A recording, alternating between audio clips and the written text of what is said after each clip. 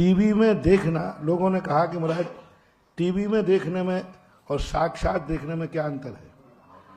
जिंदा बाप में और मरे बाप की फोटो में जितना अंतर है। जीवित बाप है उस समय फोटो को नहीं पूजा जाता। फोटो कब पूजा जाता है? जब पिताजी है ही नहीं, तो मजबूरी का नाम मजबूरी में टीवी है। ये टीवी में जो शांति धारा दी थी उस कोरोना टाइम पे दी थी जिस समय जिंदगी खतरे में थी।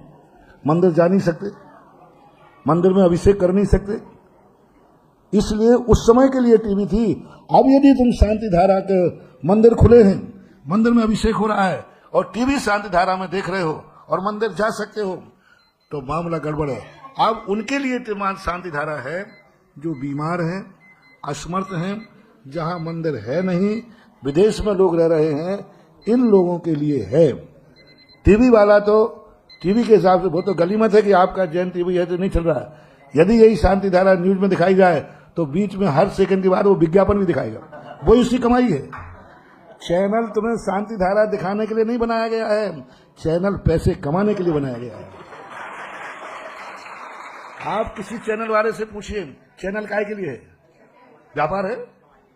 तो वो तो ऐसे महत्वपूर्ण कार्य के समय जब बहुत अच्छा कार्य हो उसी में विज्ञापन दे देगा। क्यों? वो जाना इसी समय तुम्हारा विज्ञापन चलेगा और उसका पैसा ज्यादा मिलता है। तो वो जिस रूप में सारे लोग पसंद करते हैं, क्योंकि उनका काम मूल पैसा कमाना है। उद्देश्य ये है कि मंदिर में ही जाकर के देखना चाहिए। और सभी लोगों को अब शांति धारा का महत्व इन चैनलों पर देखने का कोई मतलब नहीं है। वो आपातकाल के समय हमने ही कुछ चलाया था, हम नहीं बोले थे, लेकिन अब आपातकाल के चलाए हुए लोग आज भी टीवी पर शांति धारा देख रहे हैं। आज भी लोग शांति धारा देख रहे हैं। वो भी उनको इसलिए चालू है, कोई बीमार है, असमर्थ है, मंदिर तक जा ही नहीं सकता, तो उनके लिए है।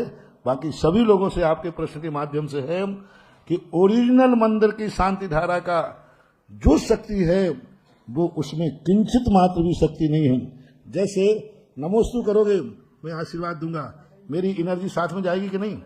और फोटो में करोगे तो ये आशीर्वाद पता नहीं काय के लिए उठाया था। अब वो उस समय हाथ किसके लिए उठा था? हो सकता है उस समय हाथ किसी को गर्मी चढ़ी थी, उसकी गर्मी शांत करने के लिए उठा था, और तुम्हें उस समय सर्दी है, क्योंकि वो आशीर्वाद तो आशीर्वाद है। तो जो साक्षात भगवान की मूर्ति का अतिशय साक्षात गुरु के सामने बैठने प्रवचन सुनने की जो अनुभूति है वो बहुत एनर्जिस्ट होती है। उन चीजों के लिए जब असमर्थ हैं, जैसे मान लीजिए यहाँ चैनल चल रहा है, अभी मैं साक्षात प्रवचन दे रहा हूं, अब यहाँ कोई टीवी पर बैठ के सुन रहा है तो वो बाप के जीते हुए उनकी फोटो की आरती उतार रहा है। अब रोज को, अब मान लीजिए तुम दूसरे गांव के हो, अब प्रतिदिन तो महाराज के पास पहुंच नहीं सकते, जा ही नहीं पाओगे, तो उनके लिए फिर टीवी है कि भाई हम प्रतिदिन महाराज के पास पहुंच नहीं पाएंगे, इसलिए अच्छा है कि हम टीवी पे देख रहे हैं। क्योंकि उनके लिए टीवी है जो साक्षात मंदिर या गुरु के सामने नहीं पहुंच पाते हैं।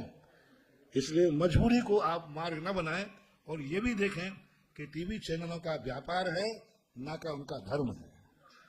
दूसरी बात, हाथ लगाने की जो परंपरा है, जल ढालने की परंपरा, मैं कई बार भूल चुका हूं।